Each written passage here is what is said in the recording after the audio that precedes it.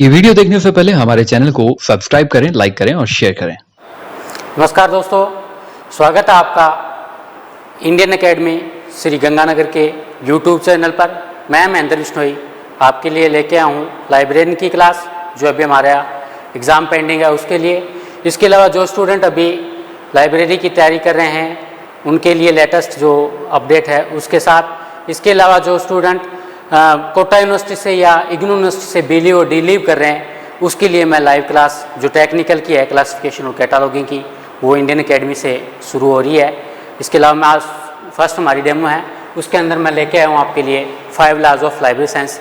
ये ऐसा टॉपिक है 5 लॉज ऑफ लाइब्रेरी साइंस, इसमें से प्रत्येक पेपर के अंदर 1 या 2%, चाहे KVS का हो, NVS का हो, दिल्ली सबॉर्डिनेट का हो या थर्ड ग्रेड हो, इसके अंदर से पूछा जाता है। तो आज हमारा टॉपिक फर्स्ट रहेगा डेमो के अंदर 5 लॉज ऑफ लाइब्रेरी साइंस।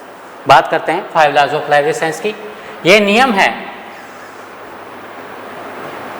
ये नियम डॉक्टर शाली रामामृता रंगानाथन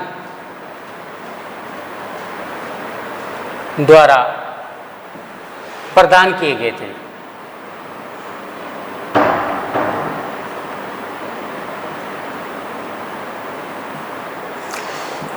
ये नियम डॉक्टर शाली रामामृता रंगानाथन द्वारा प्रदान किए गए थे। ये 5 लॉज जो शब्द है ये अंग्रेजी का शब्द है, अंग्रेजी का शब्द है। इस शब्द को हिंदी में पंचसूत्र के नाम से जाना जाता है। पंचसूत्र के नाम से जाना जाता है।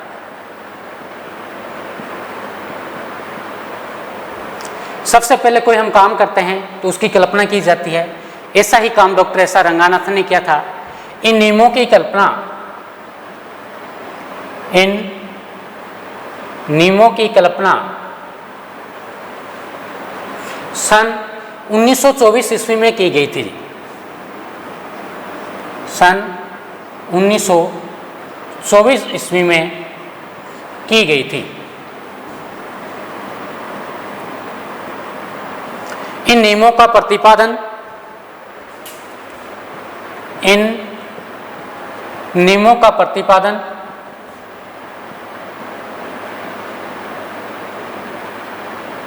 सन 1928 ईस्वी में, सन 1928 ईस्वी में मीनाक्षी कॉलेज अन्नामलाई नगर में की गई थी। मीनाक्षी कॉलेज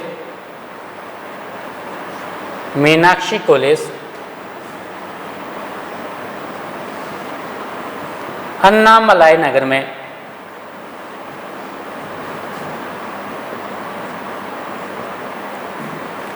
की गई थी। अब इसमें देखने वाली बात यह कि प्रतिपादन क्या होता है। प्रतिपादन होता है किसी चीज को हम अपने पास जो है लिख के रख लेना, वो प्रतिपादन होता है। इस पुस्तक का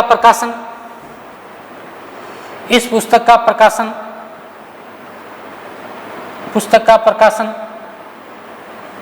इसका मतलब है ये सारी चीजें 5 लॉज ऑफ लाइब्रेरी साइंस की जो इनकी किताब आई थी डॉक्टर एस आर रंगानाथन की, प्रथम पुस्तक थी। इसके बारे में ये कंप्लीट टॉपिक है, इसी के बारे में हमारी टोटल चर्चा रहेगी इसके ऊपर।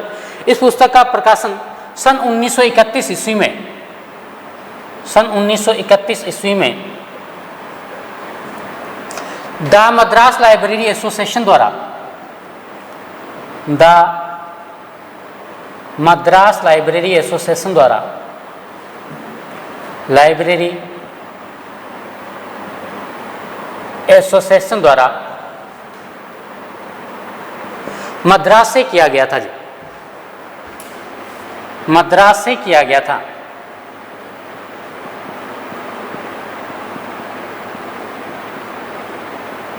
ये क्वेश्चन बना था हमारे KVS के अंदर यही पूछा था, जो 5 लॉज ऑफ लाइब्रेरी साइंस पुस्तक है, इसका प्रकाशन कहाँ से किया गया था? उसका उत्तर था द मद्रास लाइब्रेरी एसोसिएशन द्वारा मद्रास से किया गया था। इसी पुस्तक का एडिशन, इसी पुस्तक का प्रकाशन सन 1931 ईस्वी में लंदन से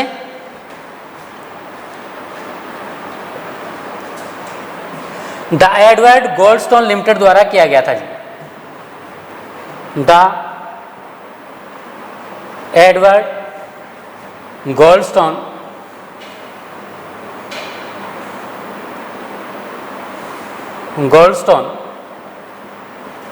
लिमिटेड द्वारा किया गया था जी।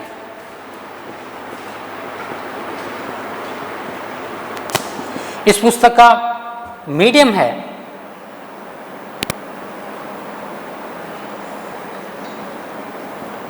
इस पुस्तक का मीडियम, जो माध्यम हम कहते हैं, अंग्रेजी था जी। और डॉक्टर एस आर रंगानाथन की जो भी किताबें आई थी उनका प्रत्येक का लगभग मीडियम है जो अंग्रेजी रहा था। इस पुस्तक की प्रस्तावना, इस पुस्तक की प्रस्तावना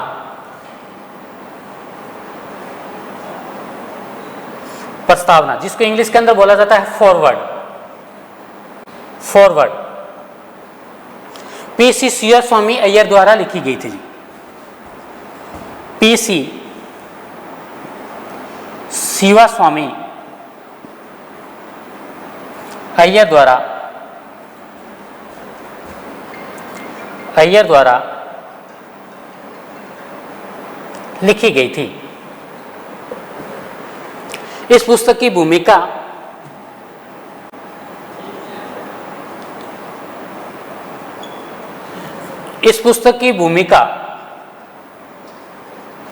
जिसको बोला जाता है इंट्रोडक्शन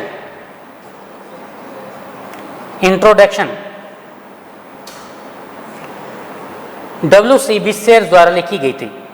WCB शेयर्स द्वारा लिखी गई थी।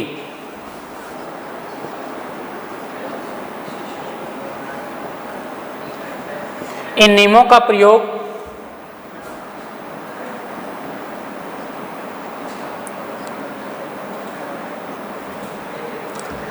प्रत्येक प्रकार के पुस्तकालयों में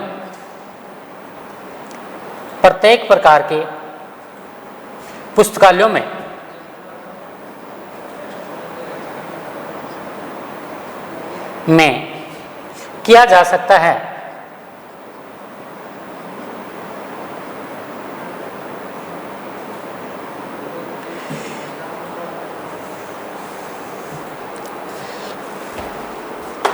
इसी को आप चाहो तो दोबारा समझ सकते हो। आज हमारा टॉपिक है 5 लॉज ऑफ लाइब्रेरी साइंस। महत्वपूर्ण टॉपिक है। हमारी बात चल रही थी ये नियम जो 5 लॉज ऑफ लाइब्रेरी साइंस है। ये नियम शैली रामामृता रंगानाथन। शैली की बात करते हैं तो शैली इनके गांव का नाम था। रामामृता इनके पिता का नाम था। रंगानाथन इनके खुद का नाम था। द्वारा ये 5 नियम है पुस्तकालय विज्ञान के डॉक्टर एस आर रंगानाथन द्वारा प्रदान किए गए थे जी। ये नियम जिसको बोला जाता है 5 लॉज, ये 5 लॉज शब्द है, अंग्रेजी का शब्द है। इसको हम हिंदी के अंदर पंचसूत्र के नाम से जानते हैं। इन नियमों की कल्पना सबसे पहले कोई हम काम करते हैं तो सबसे पहले उसकी कल्पना की जाती है। इन नियमों की कल्पना सन 1924 ईस्वी में जो है की गई थी। देखिए डॉक्टर एस आर रंगानाथन सबसे पहले मैथमेटिशियन थे, उनको मैथमेटिशियन के नाम से ही जाना जाता है। लेकिन जनवरी 1924 ईस्वी में डॉक्टर एस आर रंगानाथन को मद्रास यूनिवर्सिटी के अंदर सर्वप्रथम लाइब्रेरियन नियुक्त किया गया था। वहीं से इन्होंने इसी की एलिजिबिलिटी पूर्ण करने के लिए doctor S R Ranganathan university college London गए थे। वहाँ पर इनको के WCB शेयर्स के निर्देशन में जो इनकी लाइब्रेरी की एलिजिबिलिटी पूरी की थी।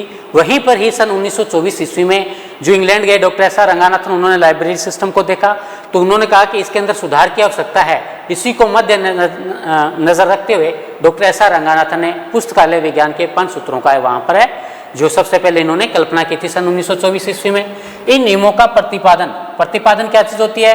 किसी चीज को हम जो लिख के है अपने पास रख लेना, वो प्रतिपादन कहलाता है। सन 1928 ईस्वी में क्वेश्चन बढ़िया, ये मीनाक्षी कॉलेज अनामलाई नगर में ये सबसे पहले प्रतिपादन किया गया था। इस पुस्तक का प्रकाशन सन 1931 ईस्वी में किया गया था, जो हुआ था मद्रास लाइब्रेरी एसोसिएशन द्वारा। मद्रास से इसको प्रकाशित किया गया था।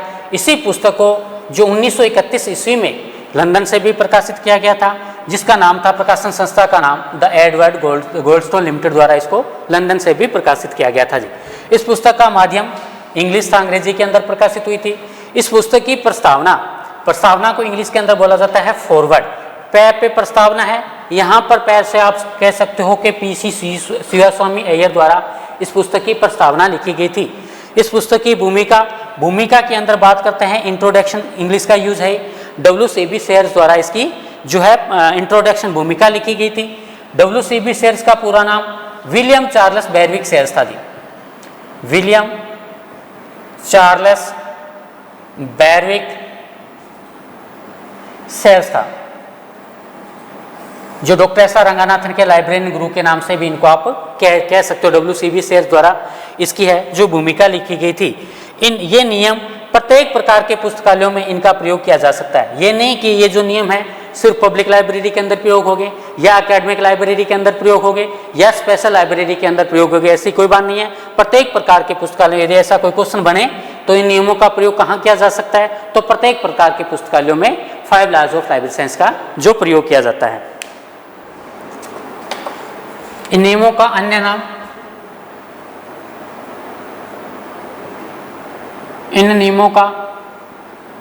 अन्य नाम फंडामेंटल लॉज भी बोला जाता है जी। फंडामेंटल लॉज भी कहा जाता है। इस पुस्तक का सेकंड एडिशन,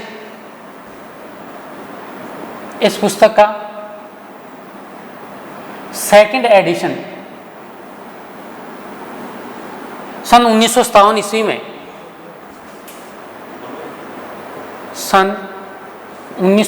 ईस्वी में प्रकाशित किया गया था।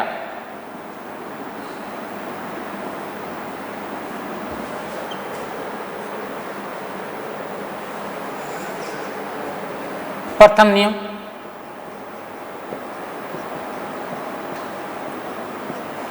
Books are for use. Books are for use, पुस्तकें उपयोगार्थ है। पुस्तकें उपयोगार्थ है। तो ये डॉक्टर एस आर रंगानाथन में से प्रथम नियम था, बुक्स आर फॉर यूज, पुस्तकें उपयोगार्थ है। इसके अंदर हम ये सीखेंगे कि हमारे जो लाइब्रेरी के अंदर पुस्तक होती है उनको ज़्यादा से ज़्यादा इनका कैसे है जो प्रयोग किया जा सकता है। इस नियम से संबंधित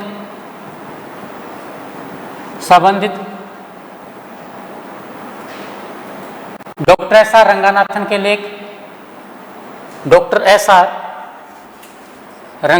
लेख,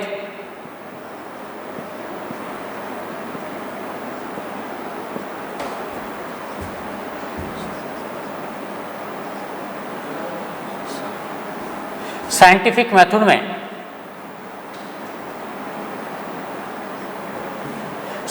मेथड में इस नियम को तुच्छ घिसी पिटी बातें कहा था जी। तुच्छ घिसी पिटी बातें कहा था। इस प्रथम नियम को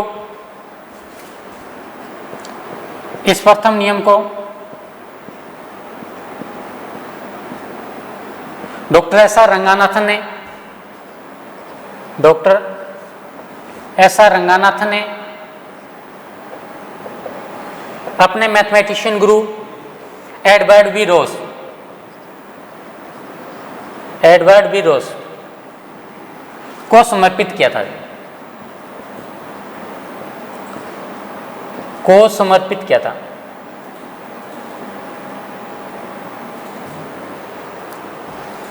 अब बात आती है बुक्स आर फॉर यूज।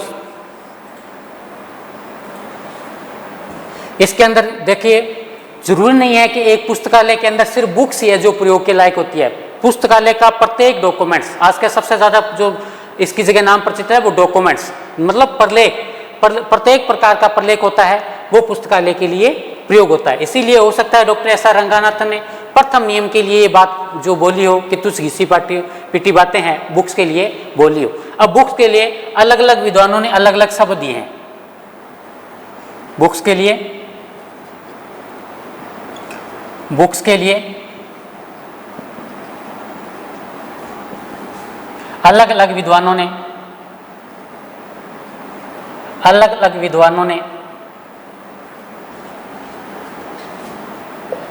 अलग शब्द दिए हैं।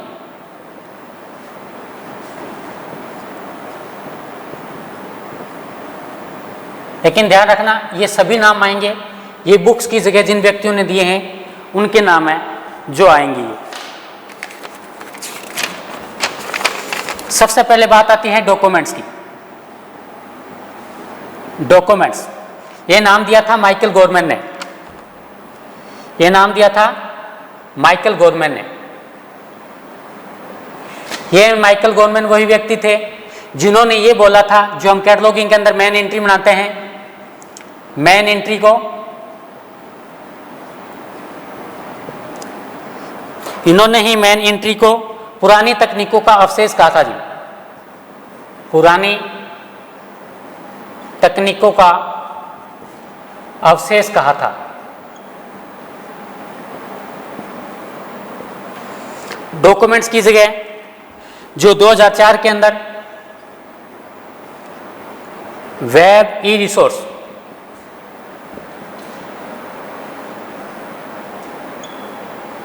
वेब ई रिसोर्स शब्द दिया था 2004 में, देने वाले का नाम था एलिरिजा नूरजी। इसी को ही 2008 के अंदर जो नाम दिया था मीडिया, मीडिया शब्द दिया था बुक्स की जगह 2008 के अंदर। देने वाले व्यक्ति थे कैरल सिम्पन, कैरल सिम्पन। इसी को ही 2015 में नॉलेज नाम दिया था, नॉलेज ये नाम दिया था 2015 में। देने वाले व्यक्ति का नाम था बी सदारच, बी सदारच, बी सदारच। इसी को ही 2016 में जो है सोशल मीडिया शब्द दिया था, सोशल मीडिया 2016 में डॉक्टर अचला मुनीजल द्वारा दिया गया था, डॉक्टर अचला मुनीजल द्वारा। डॉक्टर अचला मुनीजल द्वारा ये शब्द है जो दिए गए थे। ये शब्द भी बना था, ये क्वेश्चन भी बना था, राजस्थान यूनिवर्सिटी का एग्जाम हुआ था, उसके अंदर ये पूछा गया था कि बुक्स की जगह है जो डॉक्यूमेंट्स नाम किस व्यक्ति ने दिया था, उसका नाम था केरल माइकल गोरमैन। दोबारा चाहो इसको समझ सकते हो। सबसे पहले इस नियम का अन्य नाम जो है फंडामेंटल लॉज या मौलिक नियम भी इनको कह सकते हो आप, मौलिक नियम, मौलिक नियम भी इनको कहा जाता है। इस पुस्तक का सेकंड एडिशन सन 1957 ईस्वी में जो प्रकाशित किया गया था। सबसे पहले हमारा प्रथम नियम है बुक्स आर फॉर यूज, पुस्तकें उपयोगत है। इस नियम के अंदर हम ये सीखेंगे कि पुस्तकों का एक लाइब्रेरी के अंदर किस प्रकार से सबसे ज्यादा उपयोग किया जा सकता है, वो बातें इसके अंदर रहेगी। इस नियम से संबंधित डॉक्टर एस आर रंगानाथन का एक लेख आया था साइंटिफिक मेथड्स में, इस नियम को तुच्छ घिसी पिटी बातें कह के जो इस नियम के बारे में, प्रथम नियम के बारे में कहा था। ये प्रथम नियम को डॉक्टर एस आर रंगानाथन ने अपने मैथमेटिशियन गुरु एडवर्ड बी रोज को समर्पित किया था जी। बुक्स के लिए अलग अलग विद्वानों ने अलग अलग शब्द का प्रयोग किए हैं। डॉक्यूमेंट शब्द है माइकल गोरमैन ने दिया था। ये माइकल गोरमैन वही व्यक्ति थे जिन्होंने ये भी कहा था कि जो हम कैटलॉगिंग के अंदर मेन एंट्री को पुरानी तकनीकों का अवशेष है, यही बात भी माइकल गोरमैन ने कही थी। इसके अलावा वेब रिसोर्स शब्द भी 2004 के अंदर एलिजा नूरजी ने जो ये शब्द दिया था, जो इसकी बुक्स की जगह यूज किया था। मीडिया शब्द 2008 के अंदर कैरल सिंपन ने इसकी जगह प्रयोग किया था। इसी को ही नॉलेज शब्द 2015 के अंदर बी सदारत ने प्रयोग किया था। और सोशल मीडिया है 2016 के अंदर डॉक्टर असलम मुनीजर द्वारा शब्द है जो ये प्रयोग किए गए थे। कई बार इससे संबंधित एक जो क्वेश्चन है पेपर के अंदर बनता है, और ये सारे शब्द हैं जो बुक्स की जगह यूज हुए। अभी हम बात करें कि इसकी जगह सबसे ज्यादा प्रचलित नाम कौन सा है, तो डॉक्यूमेंट्स, प्रलेख शब्द है। प्रलेख शब्द है सबसे ज्यादा है जो पुस्तकालय के अंदर, इन सभी के अंदर सबसे ज्यादा डॉक्यूमेंट शब्द का है जो प्रयोग होता है। फर्स्ट नियम क्या, सब नियम, बुक्स आर फॉर यूज।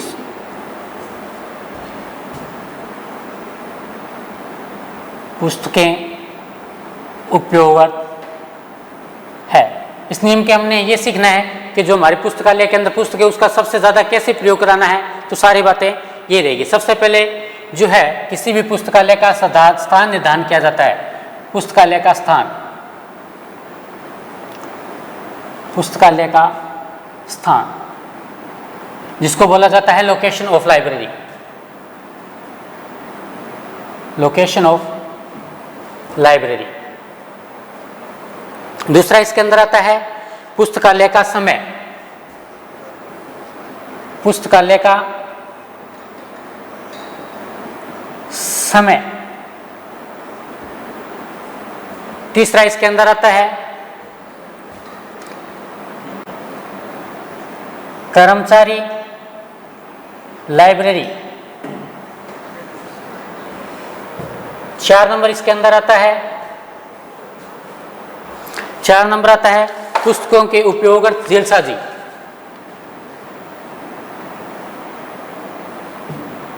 पुस्तकों के उपयोगार्थ जेलसाजी।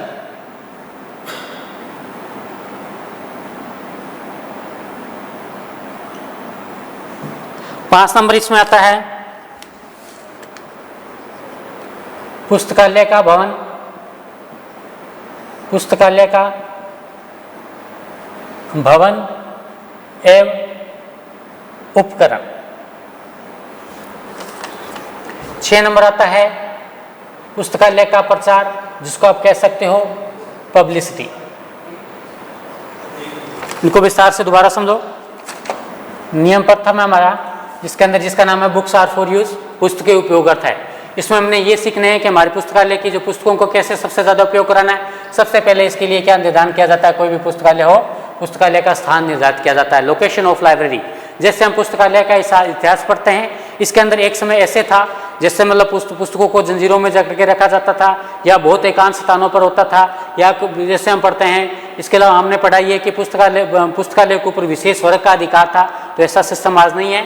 तो हमने क्या इसके अंदर ये सीखना है कि पुस्तकालय का स्थान, देखो सबसे ज़्यादा पुस्तकों का उपयोग तभी होगा जब पुस्तकालय का स्थान सही होगा। तो इसके लिए क्या चूज किया जाता है, पब्लिक लाइब्रेरी हो, सेंट्रल स्पेशल लाइब्रेरी हो या एकेडमिक लाइब्रेरी हो, उसके लिए लगभग उस संस्था का, उस गांव का, उस शहर का पब्लिक लाइब्रेरी के लिए, उस एकेडमी के अंदर है तो एकेडमी के अंदर, स्पेशल लाइब्रेरी है तो उसका सेंटर चूज किया जा सकता है। तो उनके ताकि प्रत्येक स्थान से प्रत्येक जगह से है जो पुस्तक है जो आ सके। जैसे आप डिस्ट्रिक्ट लेवल पे लाइब्रेरी है, प्रत्येक डिस्ट्रिक्ट के अंदर है, तो आप देखोगे तो लगभग उनका सेंटर चूज किया गया है जिसके अंदर जो है बस स्टैंड पास में हो, रेलवे स्टेशन पास में हो, किसी को आने जाने का समस्या ना हो। तो ही हम क्या कर सकते हैं, पुस्तकों का हमारी लाइब्रेरी के अंदर ज़्यादा से ज़्यादा इनका प्रयोग करवा सकते हैं। दूसरा नियम है पुस्तकालयों का समय।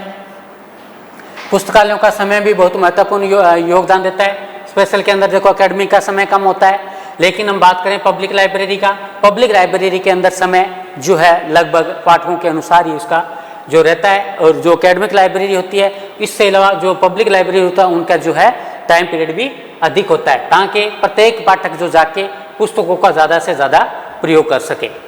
तीसरा नियम है कर्मचारी लाइब्रेरी।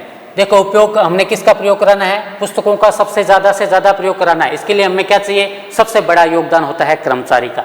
जब कर्मचारी अपने ईमानदार होंगे तो ज़्यादा से ज़्यादा पुस्तकों का जो है प्रयोग होगा। 4 नंबर इसके अंदर आता है पुस्तकों की उपयोग और जेलसाजी। देखिए, हम यदि किसी पब्लिक लाइब्रेरी के अंदर बुक्स लेने के लिए जाते हैं, उसके अंदर 3 पेज आगे वाले नहीं है, 4 पेज पीछे वाले नहीं है, उसका कोई मैनेजमेंट नहीं है, ना उसके उपयोग उसकी कोई जेलबंदी वगैरह हुई है, तो हर कोई चाहेगा कि वो पुस्तक वो अपने नाम से इशू नहीं कराना चाहेगा, इसीलिए उस पुस्तक का प्रयोग नहीं होगा। लेकिन बढ़िया उसका मेंटेनेंस होगा, ज़्यादा से बढ़िया रखा होगा और बढ़िया पुस्तकों के जेलबंदी वगैरह की होगी, तो जो है उस पुस्तक का ज़्यादा से ज़्यादा प्रयोग है जो होगा।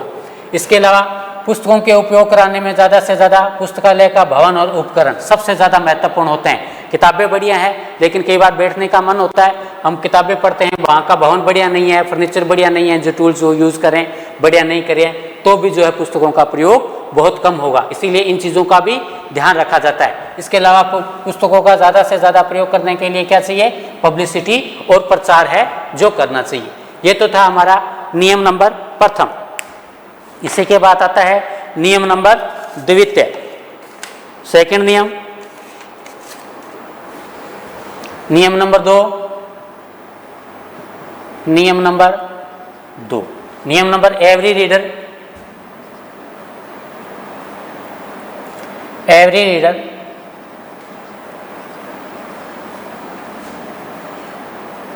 his her documents।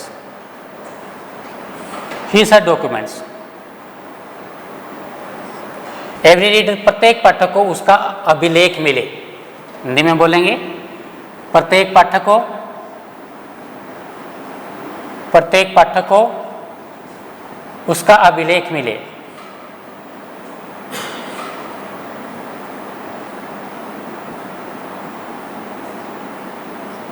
अभी लिखे। इसका अन्य नाम है, अन्य नाम पे कई बार क्वेश्चन बनता होता है। अन्य नाम इसका books are for all. Books are for all, किताबें सभी के लिए। लेकिन इस नियम की मैं छोटी सी आपको पहचान देता हूं। इस नियम की मुख्य पहचान, इस नियम की मुख्य पहचान,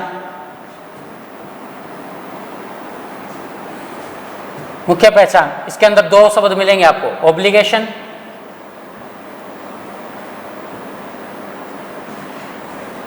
या लाइबिलिटीज।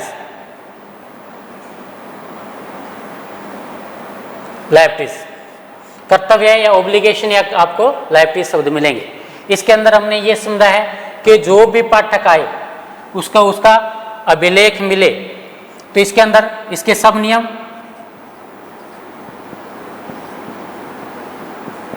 सब नियम के अंदर बात करते हैं। सबसे पहले सब नियम के अंदर आता है राज्य का कर्तव्य। राज्य का कर्तव्य, यही क्वेश्चन बना था हमारे अभी जो 3rd ग्रेड कैंसिल हुआ था, ये बताया था राज्य का कर्तव्य। किसके अंदर राज्य का क्या कर्तव्य है? राज्य का कर्तव्य है कि पब्लिक लाइब्रेरी एक्ट को पारित करना। प्रत्येक राज्य में पब्लिक लाइब्रेरी एक्ट पारित करना।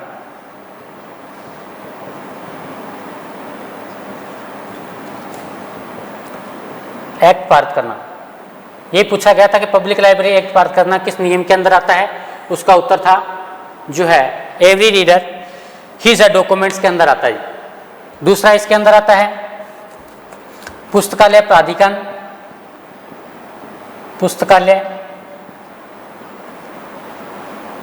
प्राधिकरण, या प्रशासन का कर्तव्य। इसके अंदर मुख्य 3 कर्तव्य आते हैं।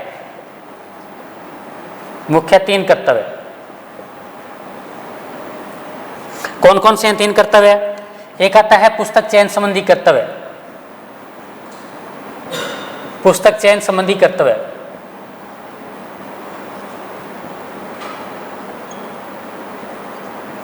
दूसरा आता है कर्मचारी चयन संबंधी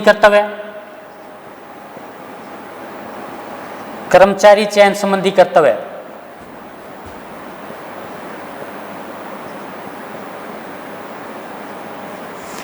3 नंबर आता है विस्तार सेवा संबंधी कर्तव्य।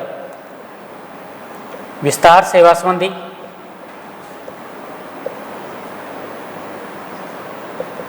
तो ये मुख्य रूप से 3 कर्तव्य इसके अंदर शामिल किए जाते हैं। तीसरा इसके अंदर आता है पुस्तकालय कर्मचारी का कर्तव्य। पुस्तकालय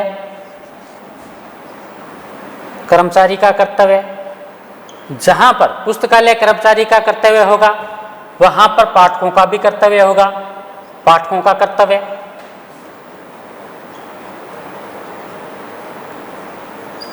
5 नंबर इसी के अंदर आता है वित्तीय व्यवस्था।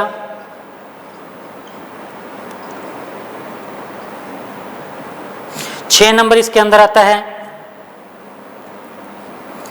निधानी व्यवस्थापन।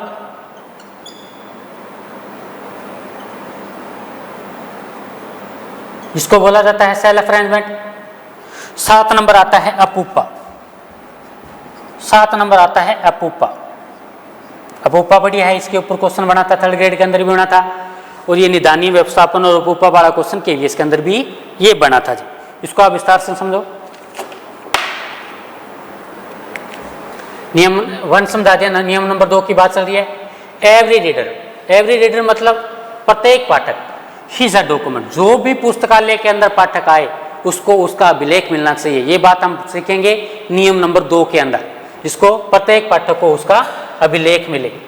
लेकिन इसके अंदर ये क्वेश्चन बहुत बढ़िया है कि ये पूछा जाता है बुक्स आर फॉर ऑल किसका नाम है, या इसके जो है इसका अन्य नाम भी कह सकते हो, तो ये इसका अन्य नाम है। इसके ऊपर कई बार क्वेश्चन पूछा भी गया है और इसके ऊपर क्वेश्चन बनता भी है।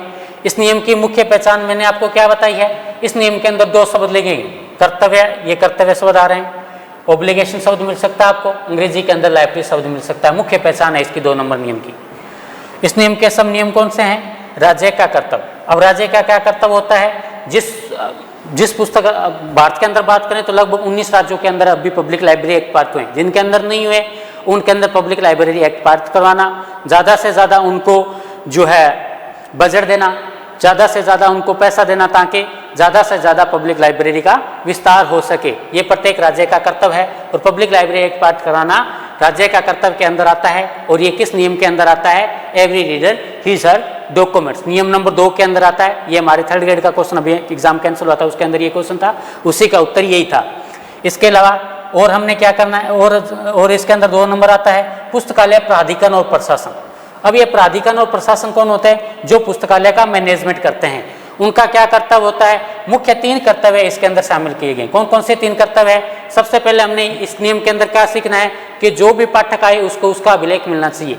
तो उसको उसका अभिलेख मिलेगा कैसे? सबसे पहले बात आती है पुस्तक चयन संबंधी कर्तव्य। पहला हमारा कर्तव्य क्या है? जो मैनेजमेंट करता है उनका कर्तव्य ये है कि आप ऐसी पुस्तक का चयन कीजिए ताकि प्रत्येक जो भी पाठक आया हो उसको उसका अभिलेख मिल सके। पहला कर्तव्य ये होता है इसके अंदर। दूसरा होता है कर्मचारी चयन संबंधी कर्तव्य। मैंने आपको देखो कर्मचारी शब्द 2 या 3 नियम में आते हैं, लेकिन हर बार उनका रोल और उनकी जो प्लेस है वो अलग रहती है। लेकिन इसके अंदर क्या है? देखो इसके अंदर मुख्य बात ये आपने देखा, ये कर्तव्य शब्द रहा, ये कर्तव्य शब्द रहा, ये कर्तव्य शब्द, ये सारे कर्तव्य या लाइब्रेरी शब्द आपको मिलेंगे इस नियम के अंदर।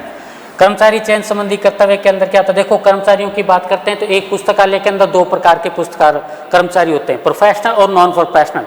प्रोफेशनल वो होते हैं जो टेक्निकल का काम करते हैं, क्लासिफिकेशन और कैटलॉग। नॉन प्रोफेशनल वो आते हैं जो मतलब क्या है डेली के काम करते हैं, जैसे मतलब गेट कीपर वगैरह हो गया, स्पाई वगैरह हो गया, जो ये चीज़ सारे जो आते हैं वो सारे किसके अंदर आते हैं? नॉन प्रोफेशनल की श्रेणी में उनको रखा जाता है। तो कई बार क्या होता है, कई गवर्नमेंट होते सिलेक्ट होकर जाते हैं, कई को भी वैसे ही इनको चयन किया जाता है। तो उनका जो है कर्मचारियों का चयन किस आधार पर करना चाहिए?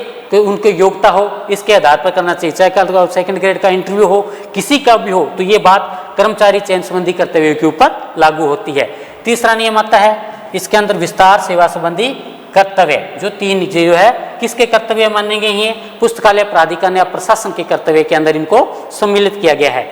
तीसरा नियम इसके अंदर आता है पुस्तकालय कर्मचारी का कर्तव्य। अब पुस्तकालय कर्मचारी का एक पुस्तकालय के अंदर क्या कर्तव्य होता है?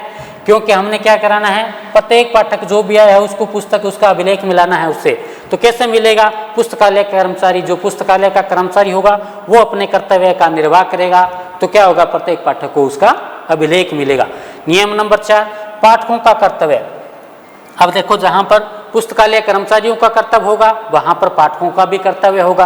पाठकों का क्या कर्तव्य होता है? जैसे कीप साइलेंस, मतलब किसी प्रकार की आवाज़ ना हो, प्रत्येक से कोई दुर्व्यवहार ना करे, प्रत्येक चीज़ का सदुपयोग करे। ये किसका कर्तव्य आता है? पाठकों के कर्तव्य के अंदर इसको सम्मिलित किया गया है।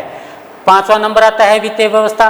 देखो, सारा सिस्टम किसके ऊपर चलता है? पैसों के ऊपर, बजट के ऊपर चलता है। जब ज़्यादा से ज़्यादा पैसा होगा तो ज़्यादा से ज़्यादा बुक्स को खरीदा जाएगा, ज़्यादा से ज़्यादा जो है पुस्तक का चयन होगा, बढ़िया स्टाफ की नियुक्ति की जा सके, ज़्यादा से ज़्यादा विस्तार हो सके होगा, ताकि प्रत्येक पाठक को उसका अभिलेख मिले। 6 नंबर है निधानी व्यवस्थापन। निधानी व्यवस्थापन किसके लिए जो है, इसके लिए क्या यूज किया जाता है? अपूपा। इसी के साथ ये था हमारा, मैंने आपको नियम फर्स्ट नियम और सेकंड नियम समझाए। मैं चाहता हूँ कि ज़्यादा से ज़्यादा इसको लाइक, सब्सक्राइब और शेयर किया जा सके, और जो भी मेरे में भाई बहन तैयारी करें उन प्रत्येक के पास ये वीडियो पहुँच सके। और मिलेंगे नेक्स्ट वीडियो के अंदर। नमस्कार।